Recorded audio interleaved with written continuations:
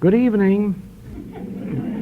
See, that good evening is to let these others know that somebody was here listening to me, otherwise they'd think I was alone.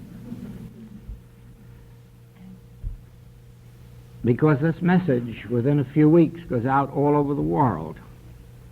And what we have here tonight will soon be heard on the mainland in Canada, England, Australia, Africa, New Zealand, quite a few places on the globe. So it is necessary for them to know that we have an audience. Last week, we started with the subject of prayer. Prayer from the standpoint of a mystical message, not from the standpoint of prayer as it is ordinarily understood, asking God, begging God, beseeching God, trying to influence God in our behalf, or even in behalf of our patients or students. But the prayer that is a conscious communion with God, a conscious at-one-ment with God, in which our part is the passive one of listening. In the true mystical prayer, you do not say anything to God. You do not tell God anything. You never use any means to try to get from God or to influence God. Rather, the prayer of mysticism is an emptying out, more in the nature of, "Speak, Lord, thy servant heareth," or "Fill me with all thou art," or "Let me see spiritually, let me hear spiritually, open my eyes." There's a hymn, isn't there, in the Unity hymnal? Open my eyes that I may see, open my ears that I may hear. That is more the nature of the mystical prayer, inner awareness. Now, it isn't possible to attain that quickly. We of the Occident have never been trained to an inner stillness, to inner listening. We have been trained to speak, to think thoughts, but not to listen for that still small voice. That is a teaching of the Near East and of the Far East. Only in this generation are we beginning to really understand how to attain an inner silence, an inner stillness into which the voice of God can thunder. It is for this reason that there are steps which we take, which we practice, leading up to that moment when we attain the ability to be still and to listen. Now, as you know, all of the metaphysical, spiritual approaches to life are meant, first of all, to bring us into living spiritually, living in accord with the laws of God, the will of God, molding our desires, our wishes, our hopes, our ambitions to the will of God instead of to the fulfillment of human ambitions and human desires. Along with that, we give to the world all of the metaphysical, spiritual approaches of this modern day, gives to the world the subject of spiritual healing, a much misunderstood subject.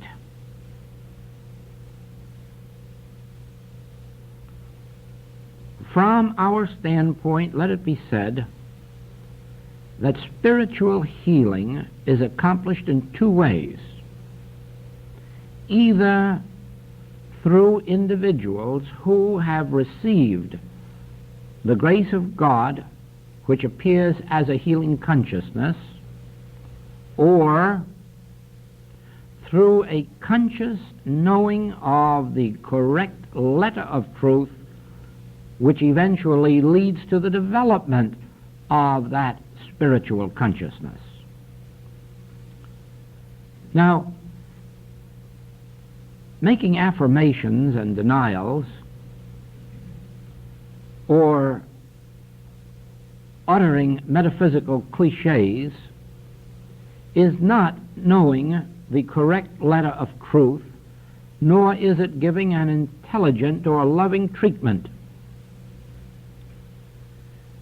Healing work is brought about primarily through treatment. Treatment is sometimes used as a synonymous term with prayer. It really isn't. It is a preliminary step to prayer, but for spiritual healing an absolutely necessary one, except to those few who have been given by grace the healing consciousness. To give a treatment intelligently should be the object of every truth student, metaphysical student, regardless of which of these approaches they may follow. The object of Christian Science, of divine science, of unity, of the infinite way, the object of all of these teachings is exactly the same: bringing about spiritual living in the experience of the individual and giving them some understanding of the nature of treatment, so that through the practice of metaphysical treatment, the spiritual consciousness may be developed. Now let me explain that to you so that you understand it thoroughly, because without understanding, you will not approach that spiritual consciousness. You can't approach it through blind faith. You cannot approach it merely through making metaphysical statements, even if those statements are true statements. Behind every statement of truth you make, behind every treatment you give, there must be understanding. Now, when Adam and Eve were thrown out of the Garden of Eden because of the acceptance of the belief of two powers, good and evil, the human experience began. And it is a very difficult experience, because in it there are two powers always warring with each other: the power of good and the power of evil, the power of sin and the power of purity, the power of health and the power of disease. And judging from the experience of the world, evil is much more powerful than good. Now, when it came to the period of organized religions,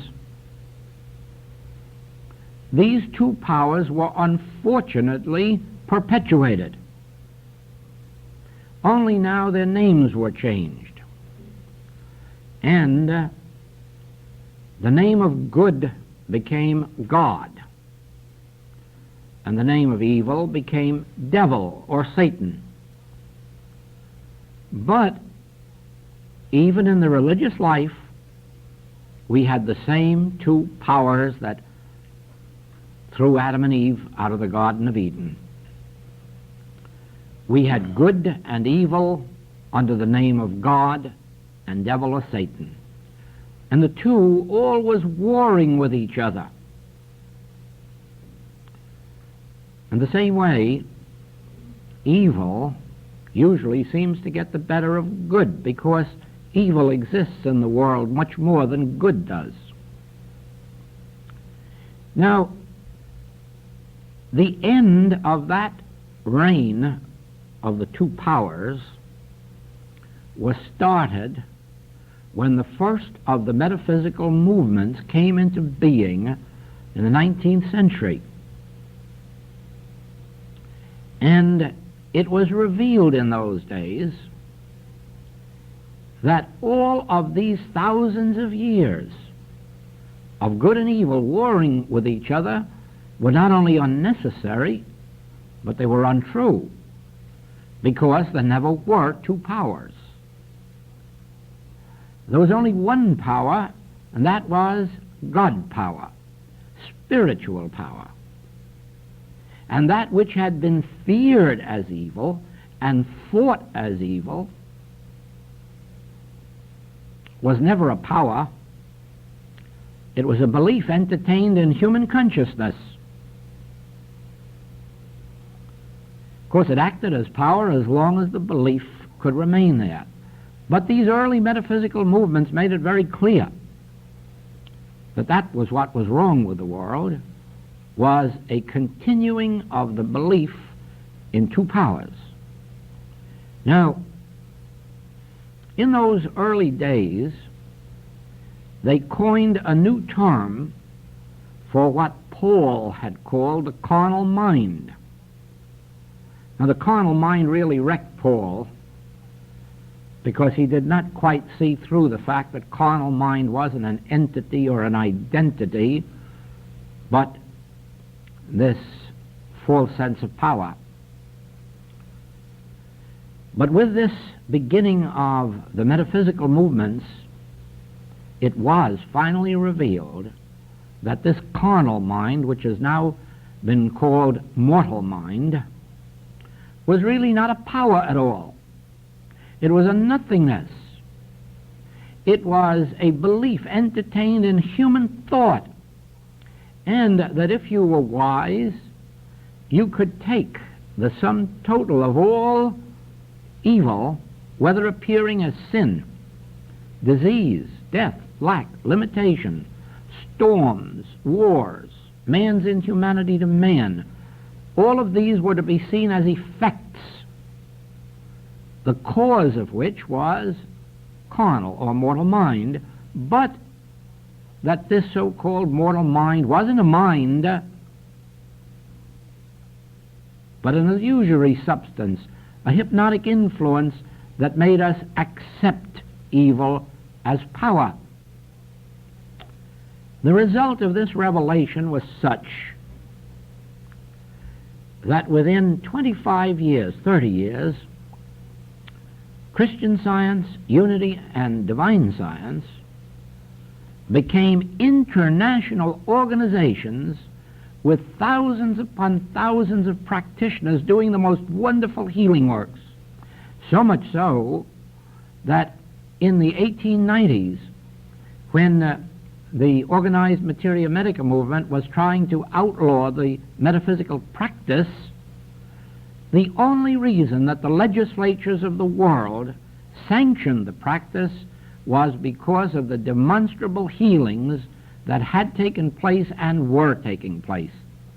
And behind all these healings was this great principle: there is only one power, and that's God. And every other power, so-called power, whatever its name or nature, could be given the general designation of carnal mind or mortal mind, and then arm of flesh or nothingness. This enabled practitioners to take cases of cancer, consumption, polio, infectious diseases, contagious diseases, walk right into them and never come out with one of them. It enabled them to take cases and stop the infection and the contagion before it could spread. Why?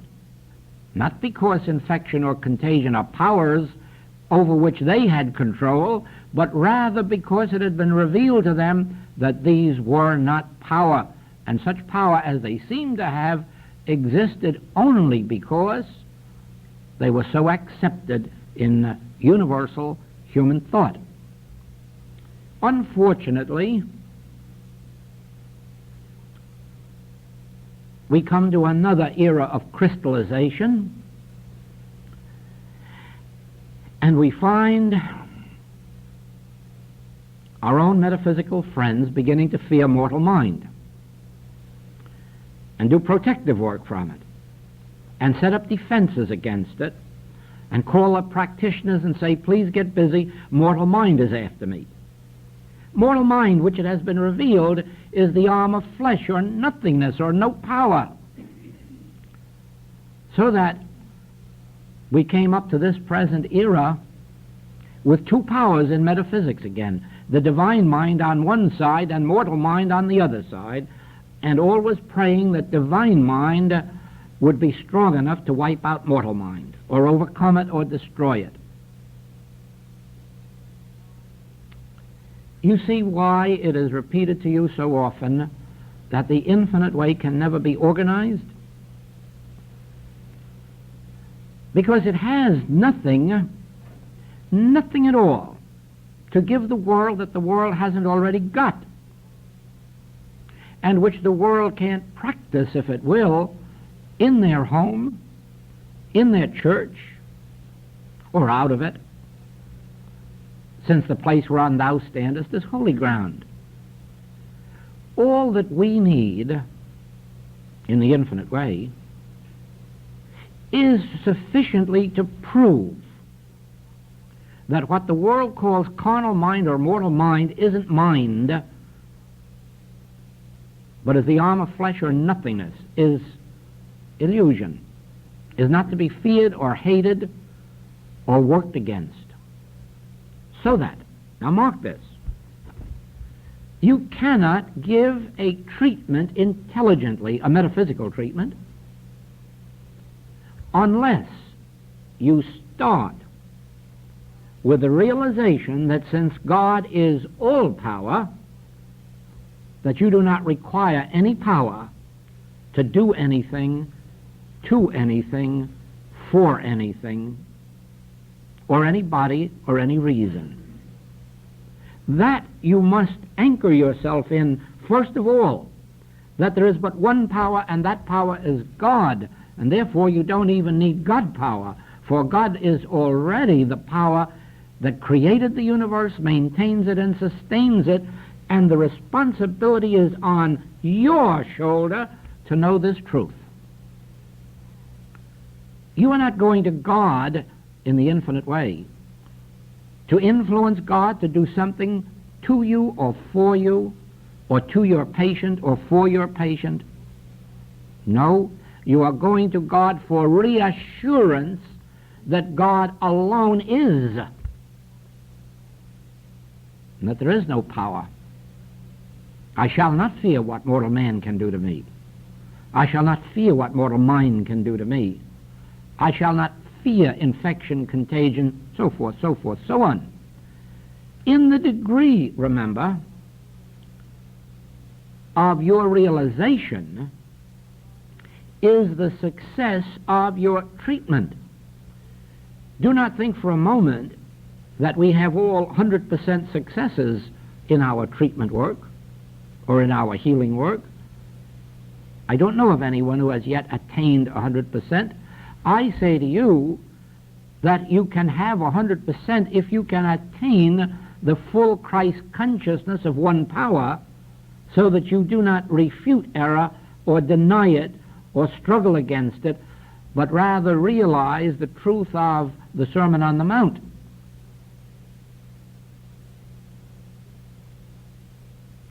Resist not evil. This is the secret. You have heard it said of old, all these other things that you must do. But I say unto you, resist not evil. Why would the Master say to us, resist not evil, if evil had any power to exert over us? Now, no treatment will ever result in any better healing than the nature of the treatment itself that you give. Don't expect any more of healing from your treatment than the quality of the treatment you give.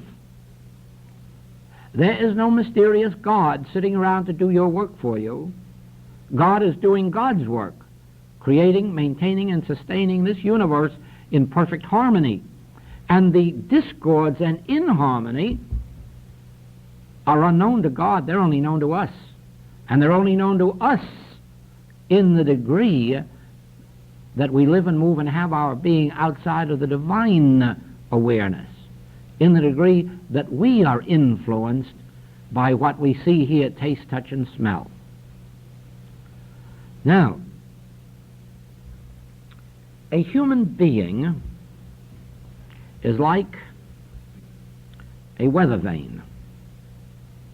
It sways this way and that way. It swings this way and that way in accord with whatever the beliefs of the moment may be. It finally comes to the papers that it's a boom and we begin to prosper. And then we hear of a depression and we begin to pull in our expenditures and sort of save up a bit more.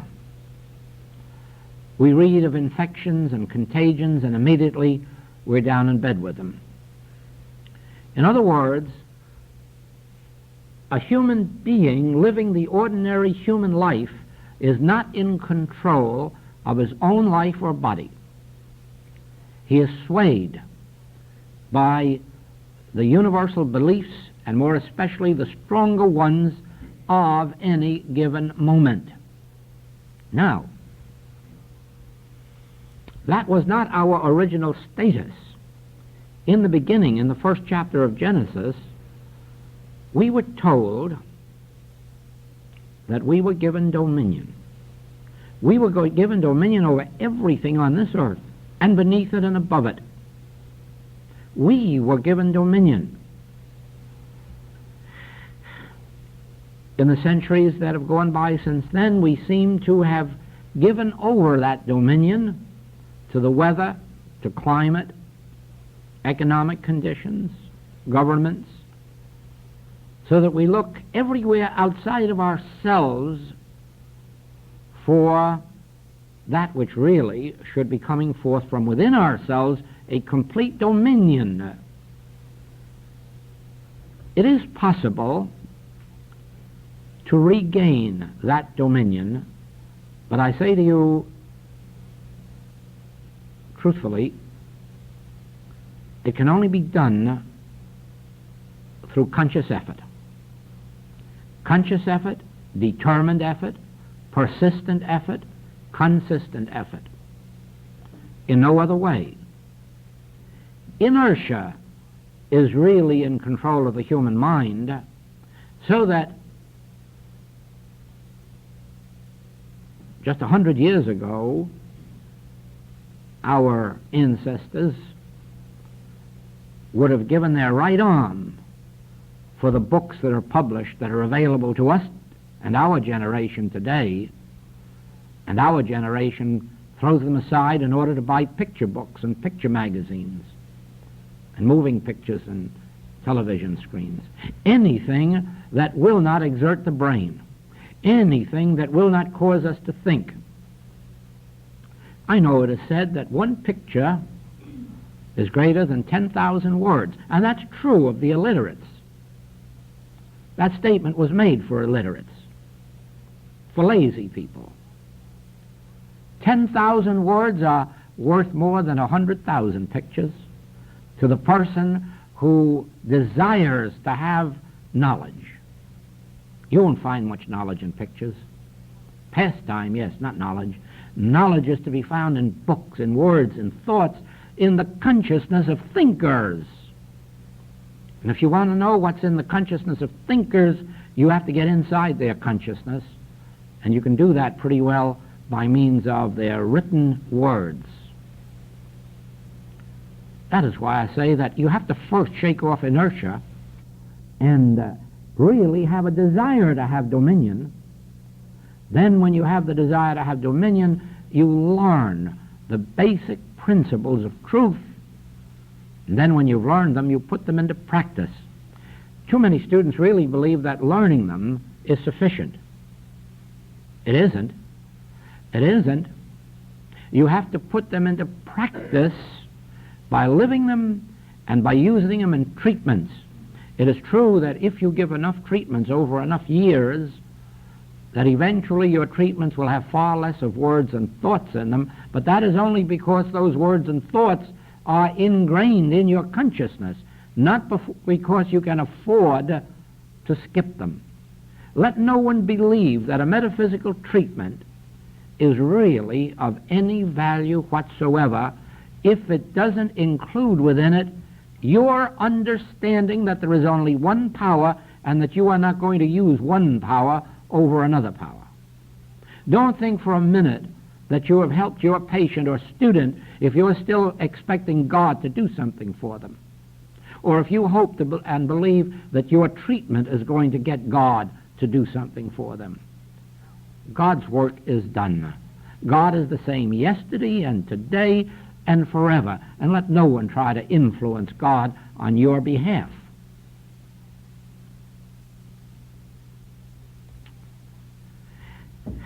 You must put into every treatment you give every bit of the metaphysical understanding that you have. The first and most important point of all is this one that I have just given you. Unless you can go into your meditation absolutely convinced, absolutely stating and declaring and affirming the one power and the nothingness of that which appears to you as sin, disease, death, lack, or limitation, your treatment isn't complete and isn't really powerful. So many of our physical problems concern themselves with organs and functions of the body.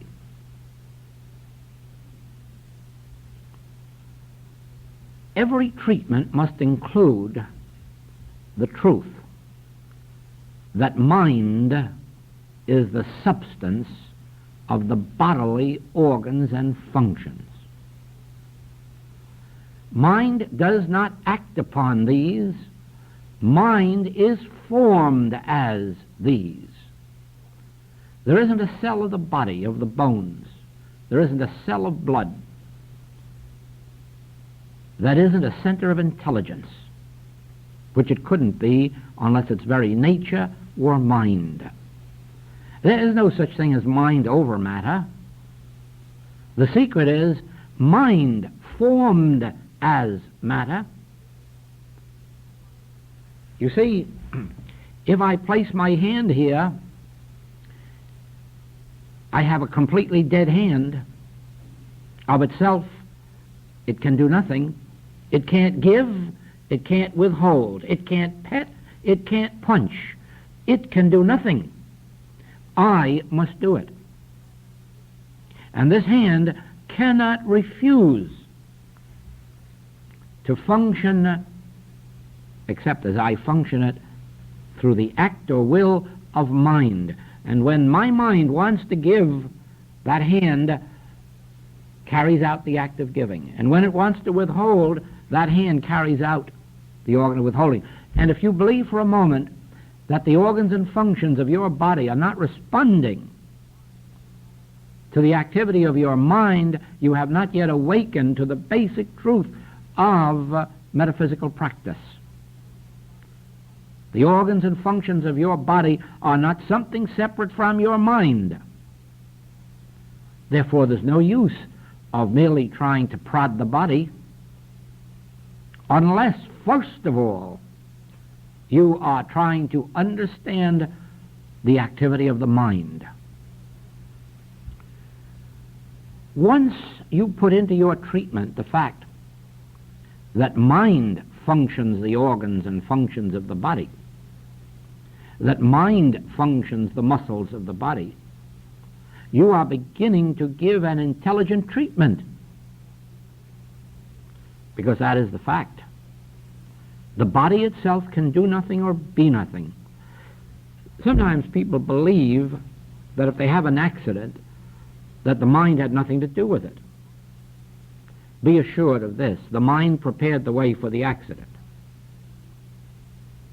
The mind prepares the way for every experience that comes to you, even though, as truth students, we love to pass up the master statement that as ye sow, so shall ye reap. We love to sort of turn away from that and feel that it really wasn't meant for us. But let us not fool ourselves. The body is carrying out the functions of the mind. And what the body does has to first be thought or accepted in mind. Not in the sense, of course, that if you lack, that it's because you thought lack. Not if you have an automobile accident that you thought automobile accident. Oh, no, it isn't quite as simple as that. No.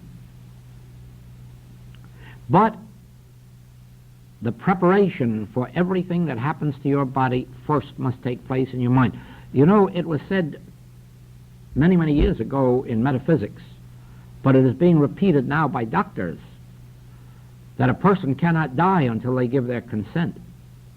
In some way or other, they prepare the body for its experiences. Whether or not it's because the belief that age is coming on them, or whether it's because their families are not as considerate as they once were, and they're starting to withdraw. But in one way or another, the human being's mind prepares him for the experiences that lie just ahead. So that every treatment has to contain within itself this point: I and my Father are one. All that the Father hath is mine. The place whereon I stand is holy ground. And the mind of God forever governs, maintains, and sustains me. Now you see, that in itself keeps us free of the belief that we need man whose breath is in his nostril, even if it's a son or a daughter or a brother or a sister or a husband or wife. In our inner life, even though we do enjoy the companionship of husband, wife, children, or parents, even though we do enjoy companionship with each other on this path, as so many of you have seen that we do, nevertheless, you have to reserve a place within yourself where you realize these things are joyous but not necessary. I and my Father are one. All that I will ever need is provided for me from within. It is only in this way that we can watch the changing scenes without, that we can watch our friends and our relatives come and go, and still remain anchored in the realization that my needs are always fulfilled from within. You see,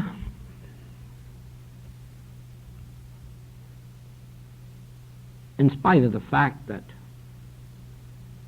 our country and Canada and England, Germany, Japan, are now going through periods of what we call prosperity or boom, do not forget that this touches only a very small part of the population of the world. Even if all of these countries were completely prosperous, it still would only be touching a small part of this world. And as a matter of fact, that prosperity is not even nationwide in our country. I still know parts of the United States that haven't got public schools. And whatever schooling the children are getting, they're getting by contributions from individuals who provide schools where the communities do not. Now, if we are, first of all, to set the example for the world, and if we don't, it will be sad for the world. I read this today. The Church of England appointed a committee to sit for 5 years examining into the subject of spiritual healing. And last summer, the church issued its 5-year report. And one of the things it said in there was that the only reason that the Christian Science Church flourishes and other organizations devoted to spiritual, mental, and spiritualistic healing is because of the failure of the church to perform the functions and to call attention to the world of the Christ nature of healing. Well, therefore, these metaphysical movements are waking up that part of the world to its responsibilities.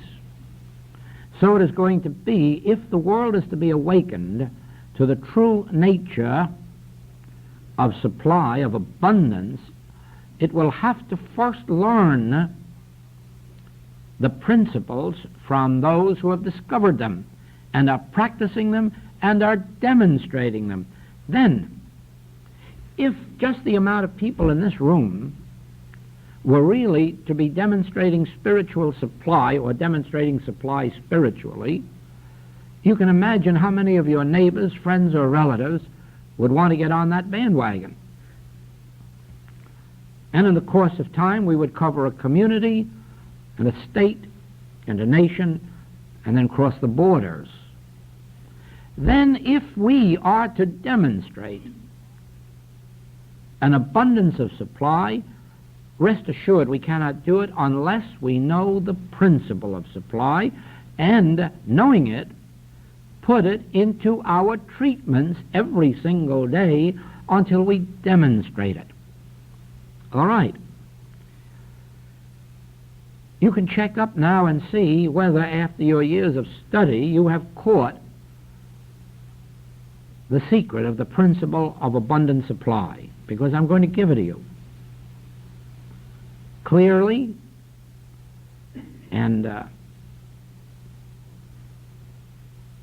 it's going to take 2 whole minutes, because that's how long it takes to know the secret of supply. But I don't mind telling you, it takes years to put it into practice. If you can break through inertia enough to give yourself a good treatment every single day, and your friends and your relatives and your enemies, until this treatment becomes a realized consciousness, and then after that you only have to remind yourself of it occasionally in order to stay in the spirit. Now, the secret of supply is this: God is the only supply there is. Money is not supply. Investments are not supply. Money comes and goes, investments comes and goes. Real estate is not supply. It comes and goes.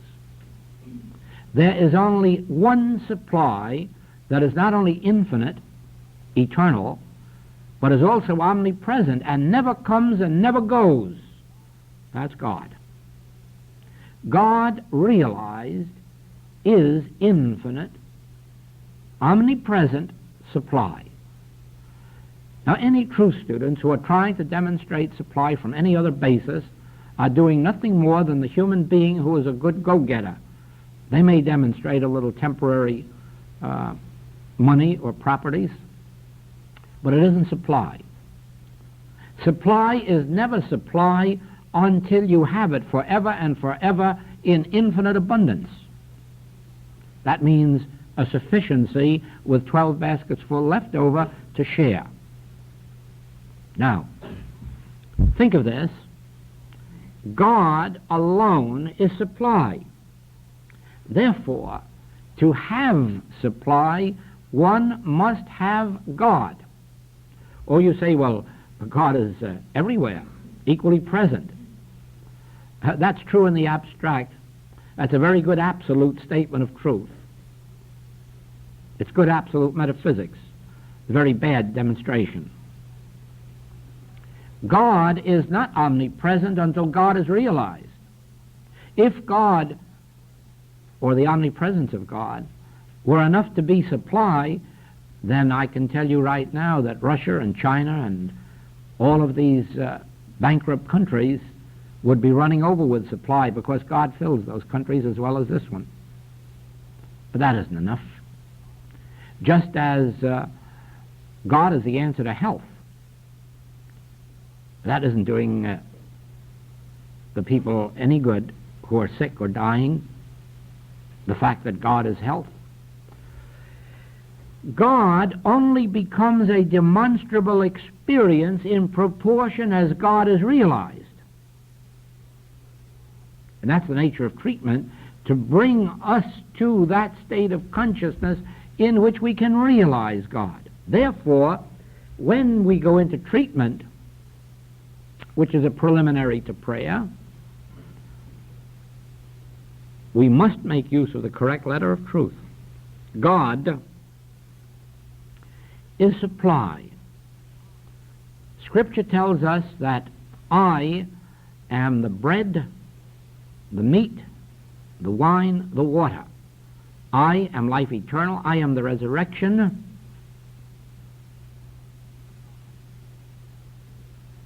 And this I that the Master was referring to is God. God is my bread, my meat, my wine, my water. And where God is realized, there is my sufficiency. Now, when the Hebrews were going through the wilderness, there was a Moses there to consciously realize the presence of God. There was just as much God there if there had been no Moses. But that surely did the Hebrews no good. It was only because there was a Moses to consciously realize the presence of God that the Hebrews were fed, that manna fell from the sky, that the Red Sea was opened, that water came from the rocks. In the wilderness with Elijah, there was plenty of God and poor widows and sons to be sold into slavery for poverty. It took an Elijah to bring forth infinite supply, even to be fed by ravens, even to find cakes baked on the stones. It took one individual consciously realizing God. Then the miracles appeared. In the experience of Christ Jesus, one must certainly agree that God was very present with those Hebrews, even without a Jesus. What good did it do them? They were an hungered. And one individual lifting his eyes, acknowledging God's presence, fed them and had 12 baskets full left over. God was there when all the sick people were there. It took a Jesus to consciously realize God, to bring healing to them, to raise them from the dead. There is plenty of God all over this world, but for spiritual healing, it takes an individual imbued with this truth to bring forth the healing. Now, your mind, you as an individual, your mind imbued with truth is a law of harmony unto my body and my business and my art and my profession and my welfare. My mind imbued with truth becomes a law of harmony unto your body, your business, your being, your happiness, your freedom, your welfare. In proportion as my mind is imbued with truth, do you receive healing and grace. In proportion as your mind is imbued with the correct letter of truth and then ultimately the consciousness of truth, does your family benefit, and then your patients and your students. Never believe for a moment that there is some kind of an unknown power operating for your good or mine, because the power is conscious realization of truth. Surely, if you could meditate, or if you are at that point where in your meditation God announces itself so that you know you have God presence, then of course you may not need to know so much of the letter of truth. You have already attained God itself. But you know as well as I do how seldom that experience comes to your life. How seldom it is that you really feel that the place whereon thou standest is holy ground. You know how seldom you really have that inner conviction that where I am, God is. You know how seldom it is that you hear that still small voice. And so it is that if you hope to attain greater God consciousness, it means that you have to devote more hours of the day, more days of the week, more weeks of the month to a conscious practice of truth. You have to take these principles, such as I have given you tonight, and work with them individually and specifically until you feel that now you have voiced them all and thought them all. Now you can stop for a moment and say, "Speak, Lord, thy servant heareth. I'm waiting for thy voice." Then you sit for a minute or two in a receptive consciousness, and sometimes you actually feel that the Spirit of God does touch you. Other times you don't have any feeling about it, but you don't have to worry about that either, because even if you don't, you have really invoked the law. That is, you have brought the law into operation by your treatment. There are times when we really have a feeling within that God is on the field, but there are other times where we have no such feeling, no such conviction.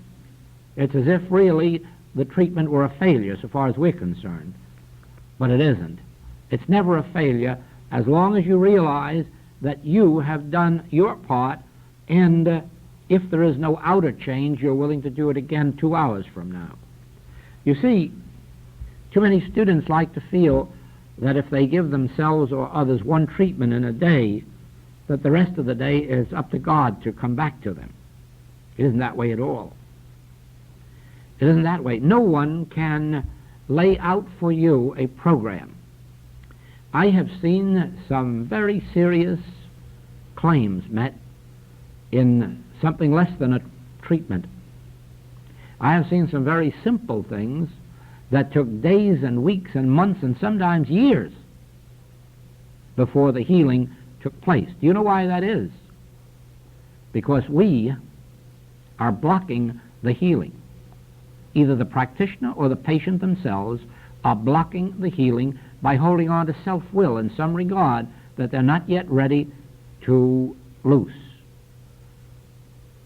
You know the story I've told in class about the two men who were at the bar drinking, and one turned to the other and said, "You'll have to stop drinking. Your face is blurred." As far as we're concerned, it's always your face that's blurred, not my eyesight. And so it is that you must remember, this is a spiritual universe. God made this universe, and he looked at it and found it good. Therefore, the discords and the inharmonies and the injustices aren't in the world, they're in what we are beholding of the world, what we are seeing and hearing. With what ears? Are we listening with these ears or the inner ears? Are we seeing with these eyes or the inner eyes? Surely, with our 5 physical senses, we will always behold a certain amount of good and a certain amount of evil. It is only when we get into the withinness, into our divine faculties, that we see this universe as it is. And then, regardless of the sinner we may be looking at or the dying person, the voice says within, "This is my beloved Son in whom I'm well pleased." And you open your eyes and you say, "It doesn't look that way." And indeed it doesn't if you insist on seeing with the eyes and hearing with the ears. You can never know of God's grace or God's kingdom with the five physical senses. That's why the prayers that you pray with your mind never reach God. That's why the tens of millions who go to church to pray for peace have never yet witnessed peace on earth. The most they've ever witnessed, and the best, is a little interval between wars. Never has there been peace on earth, and there never will be as long as people continue to pray with their minds, as if they expected God to sit there and answer their wishes. Of course, really and truly, those who are praying don't really want peace. They want peace at my price. Give us our will, let us be the victor. That's what we call peace. Let us understand this very clearly. Knowing the letter of truth in treatment is not really the spiritual healing agency. It is that which sets our mind at rest so that the divine consciousness can manifest itself in and through our mind and thought. You can never find inner peace while you are trying to get a great power like God to do something to error. You can never find inner peace while you are expecting God to give you supply or companionship or a home. You will only find peace inwardly when you surrender human desire, turn within and realize God is my need and God is the fulfillment of my need, and therefore my only desire is to know God, whom to know aright is life eternal. That's the whole secret of the Bible.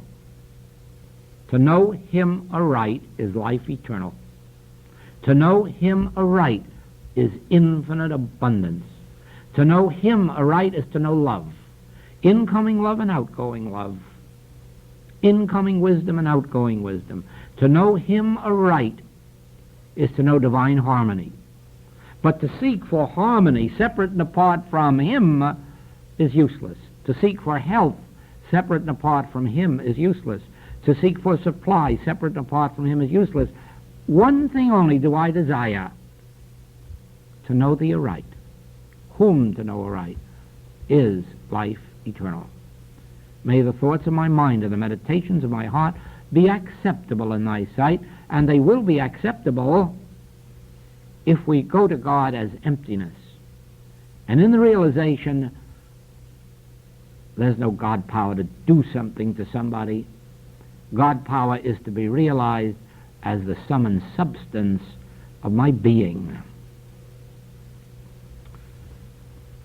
These truths taken into my consciousness constitute seeds of truth.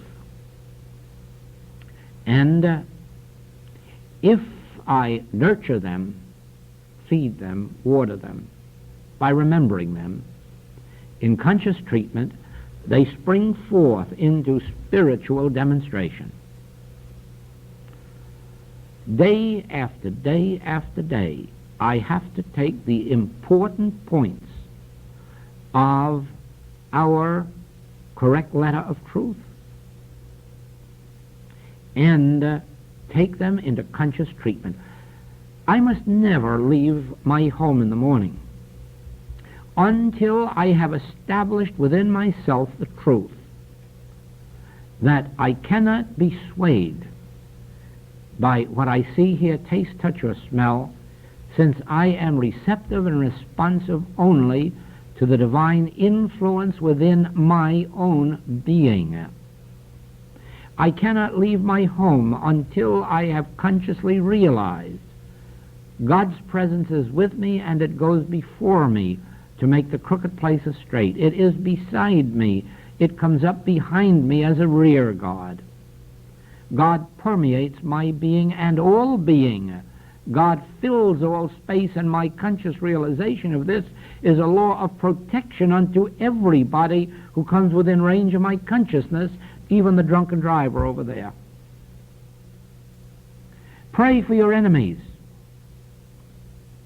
Consciously realize that everyone on that road driving a car isn't driving at all. It's the mind of God acting in and through individual consciousness.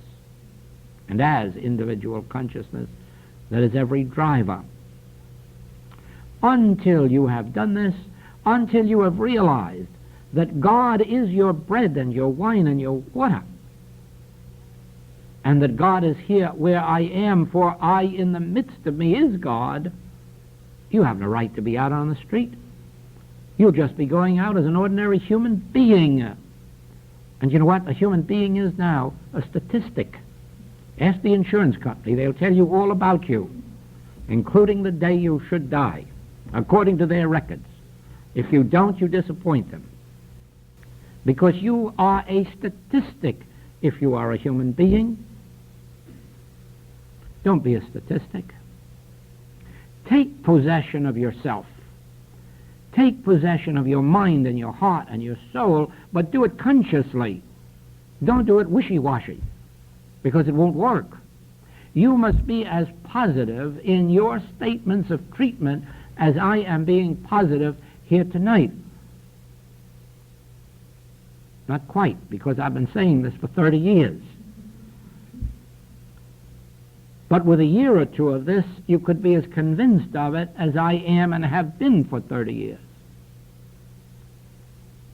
But be positive.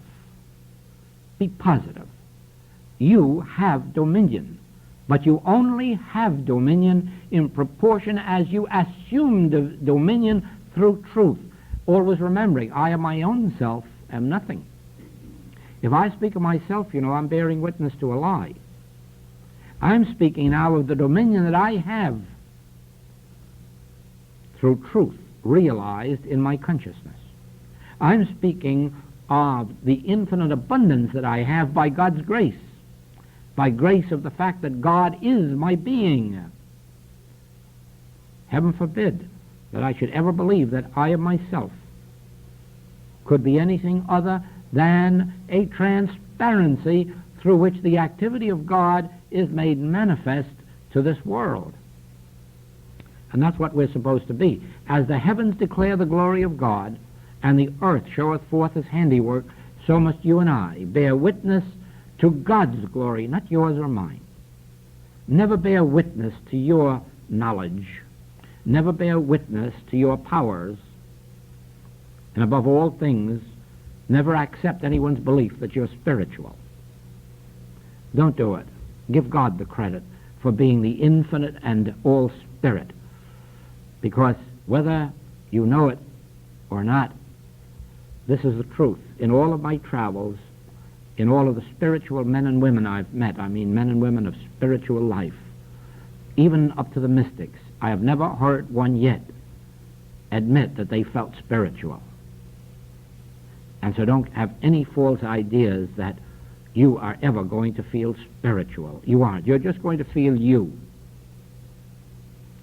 But if you let yourself be the transparency for that which is the spirit and is therefore all spiritual, that spirituality will flow through you and as you. And by its fruits in the experience of those who touch your life, you'll know that it's there. You yourself won't feel it any more than an honest person feels honest. I'm sure you know the real nature of the people they call Honest John and Honest Jack and why they call it to them. So it is. Don't ever believe for a moment that you can feel honesty or feel that you are honest. You can be honest, but you can't feel it. If you could feel it, you would feel it in comparison with dishonesty, and so you'd have to have a little of each. No, you'll never feel honest, and neither will you feel spiritual. You'll only feel that you're doing the best that you possibly can do to keep truth alive in your consciousness, specific truth. Now, in the work that we are doing, we will be making use of the Infinite Way letters all the way through from 1954 to 1959. Why? because these letters have been my monthly contact with our students and have enabled me to give them every month specific principles to use, sometimes in treatment, sometimes in meditation, sometimes in just changing the mode of their living. But every single month of letters constitutes a specific lesson, or a lesson with specific principles. Now, the first thing that I'm asking all of our students to do for classwork for the whole balance of this year, regardless of where the classes will be given, will be to take out of these monthly letters those chapters that deal with specific treatment or specific principles of the infinite way or protective work. Because, you see, protective work is one of the necessary functions of true students.